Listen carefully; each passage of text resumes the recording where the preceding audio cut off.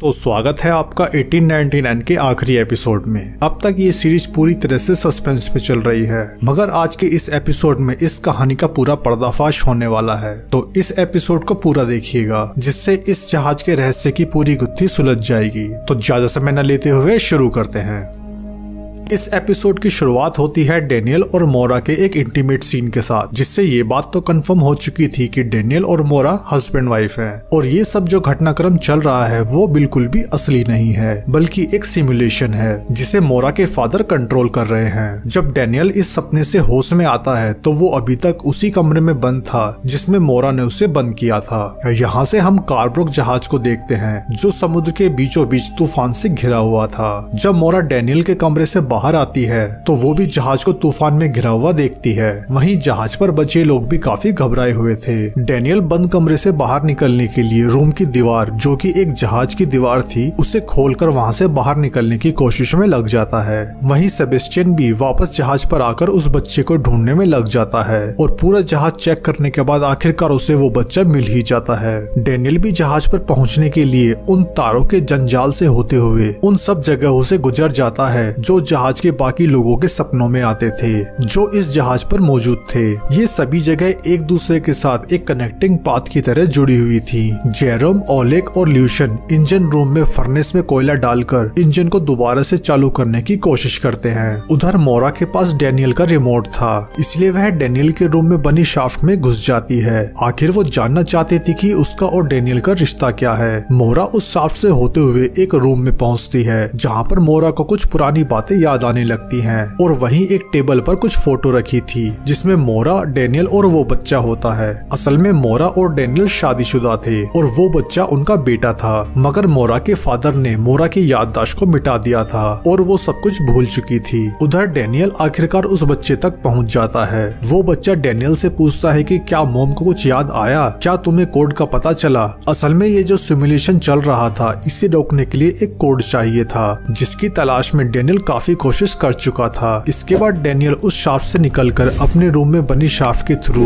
मोरा तक पहुंच जाता है। वहां डेनियल मोरा को सारी बात बताता है और कहता है कि वो बच्चा हमारा बेटा है और उसका नाम एलियट है। डेनियल मोरा को फिर से कहता है कि याद करो, ये सब सच नहीं है, वो अपने दिमाग के सिमुलेशन में है, उसे जागना ही होगा, नहीं तो वो हमेशा के लिए यहीं पर फंस जाएगी। जल्द ही ये सिमुलेशन शट डाउन होने वाला है और उससे पहले मोरा को यह सब कुछ बंद करना होगा, जिसके लिए उसे कोई कोड या चाबी की तलाश करनी होगी जिसे मोरा ने छिपाया था और भुला दिया था। लेकिन मोरा के पास एक चाबी थी जो एक लॉकेट के रूप में वह हमेशा अपने पास रखती थी। वह एक तरह का कोड था जो इस पूरे सिमुलेशन को बंद कर सकता था। दरअसल मोरा और डेनियल को यह सिमुलेशन शट डाउन होने से पहले रोकना था, क्योंकि शट डाउन होने के बाद ये जहाज एक अंतहीन समुद्र में जा पहुंचेगा और इस जहाज के सभी लोग दोबारा एक अलग जहाज पर पहुंच जाएंगे और यही सिमुलेशन फिर से 8 दिनों के लिए स्टार्ट हो जाएगा और इस तरह से मोरा कभी भी नहीं जाग पाएगी। इधर सेबेस्टियन एलियट को लेकर मोरा के फादर के पास चला जाता है, जहां वो सब कुछ देख रहा था और कहता है कि ये सब लोग बार बार वही गलतियां करते हैं और मारे जाते हैं। क्या कभी ये कुछ अलग नहीं सोच सकते? दिमाग को काबू करना ये लोग भूल चुके हैं। अब जहाज पूरी तरह से तूफान की चपेट में आ चुका था। डेनियल और मोरा उस चाबी को लेकर फिर से उसी शाफ्ट की तरफ जाते हैं, मगर इस बार वहाँ पर कोई शाफ्ट ही नहीं थी। तभी वहाँ पर एक अनाउंसमेंट होती है जिसमें मोरा का फादर कहता है कि इस बार तुम काफी करीब आ गए थे। एक्सेस कोड को हासिल करने के लिए प्रोमेथियस को इस्तेमाल करना काफी समझदारी का कदम था, मगर फिर भी तुम नाकाम हुए, जहां पर मौजूद सभी लोग मारे जाएंगे और अगले सिमुलेशन में हिस्सा लेंगे। और फिर वो मोरा से अपने बेटे के बदले उस चाबी को देने के लिए कहता है और इस तरह कार्ब्रोक जहाज एक भंवर जैसे रास्ते से होते हुए अंतहीन समुद्र में जा पहुंचता है, जहां पर हजारों जहाज हर सिमुलेशन के शटडाउन होने के बाद आते थे। उस जगह पर आइक एक प्रोमेथियस जहाज पर पहले से ही मौजूद था। वहीं दूसरी तरफ एलियट भी एक सपना देखता है जिसमें वह अपनी मॉम मोरा को देखता है जो उसी के पास बैठी हुई थी। एलियट वहां एक बीटल को पकड़ लेता है और वह उसे मोरा को दिखाता है। तभी अचानक मोरा कहीं गायब हो जाती है और एलियट डरकर जाग जाता है।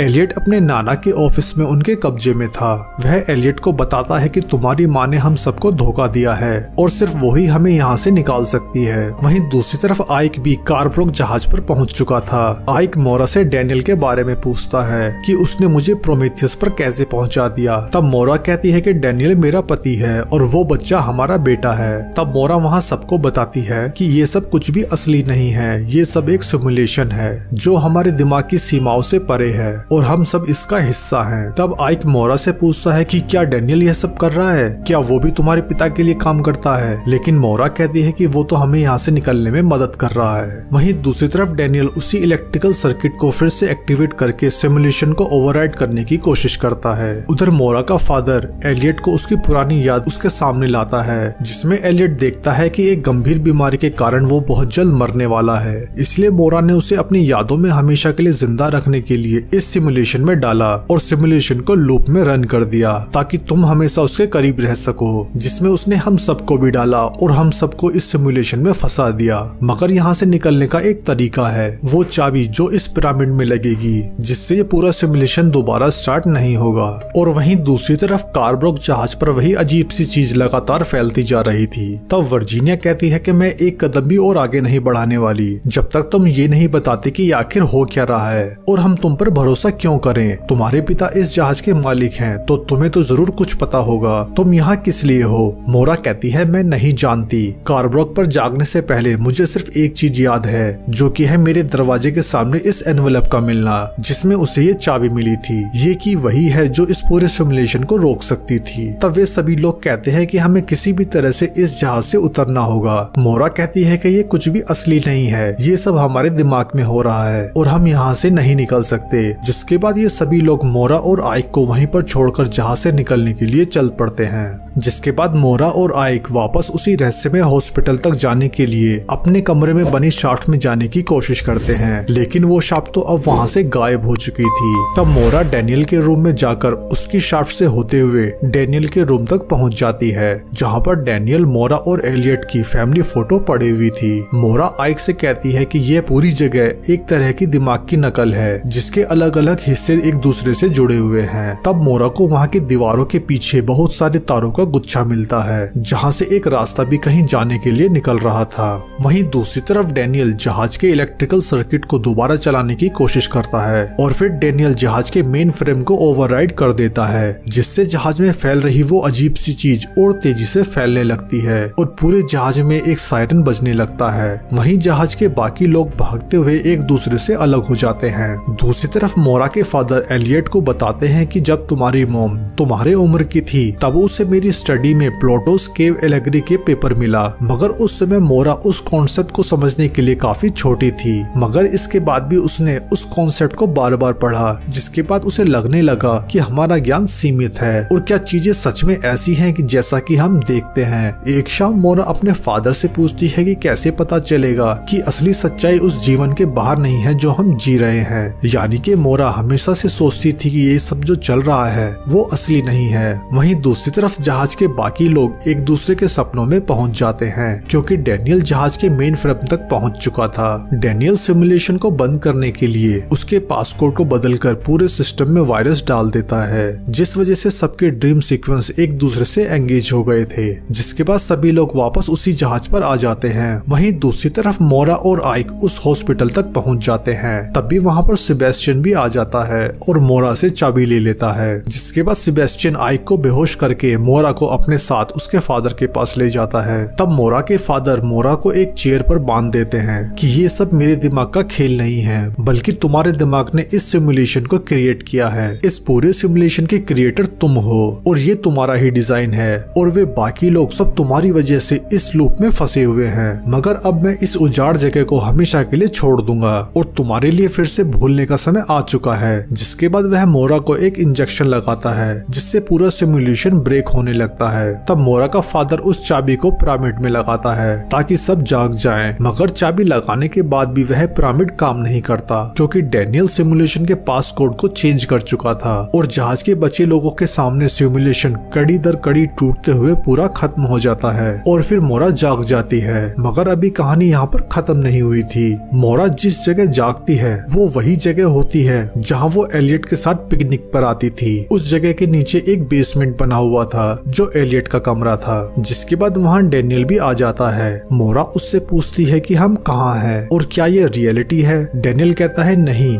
ये वो पहला सिमुलेशन है जो हमने क्रिएट किया था। मोरा कहती है तो मुझे कुछ भी याद क्यों नहीं। तब डेनियल बताता है कि मैंने सिमुलेशन की वैल्यूज को चेंज कर दिया, जिससे मैंने इसके ऑब्जेक्ट को भी चेंज कर दिया और जो पिरामिड तुम्हारे पिता के पास है अब वो बेकार है, उस चाबी की तरह। डेनियल मोरा को बताता है कि तुम्हारी वेडिंग रिंग अब एक एग्जिट कोड की तरह काम करेगी जो इस पिरामिड में बंद है और इस बार तुम जरूर जागोगी और यहाँ से बाहर निकल जाओगी। तुम्हारे भाई ने सिमुलेशन प्रोग्राम पर कब्जा कर लिया था जब तुम यहाँ पर नहीं थी और वही सब कुछ कंट्रोल कर रहा था। मैंने कितनी बार तुम्हें यहाँ से निकालने की कोशिश की। मोरा को लग रहा था कि उसके पिता यह सब कंट्रोल कर रहा था, मगर उसका फादर तो खुद यहाँ पर फंसा हुआ था। जिसके बाद डेनियल कहता है तुम्हें जागना होगा, नहीं तो ये सब खत्म हो जाएगा और ये सिमुलेशन फिर से स्टार्ट होगा। तब मोरा अपनी वेडिंग रिंग उस पिरामिड में जैसे ही लगाती है तो मोरा रियलिटी में जाग जाती है। रियलिटी में जागते ही मोरा काफी कंफ्यूज थी। जब मोरा अपने आसपास देखती है तो वहाँ पर सभी लोग जो उसके साथ कार्ब्रोक जहाज पर थे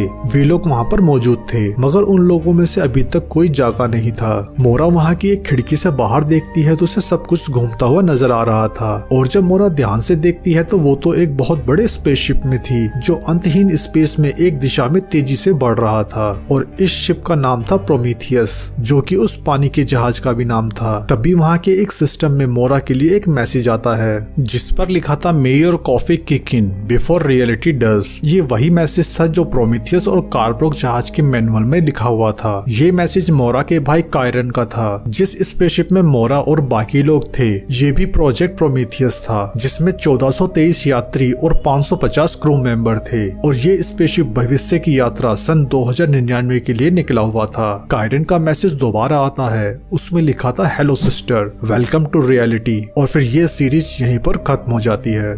तो दोस्तों आपको क्या लगता है, क्या मोरा सचमुच में जाग चुकी थी या फिर ये दोबारा किसी नए सिमुलेशन की शुरुआत थी? अपनी राय कमेंट में जरूर दें। तब तक के लिए थैंक यू, जय हिंद, वंदे मातरम।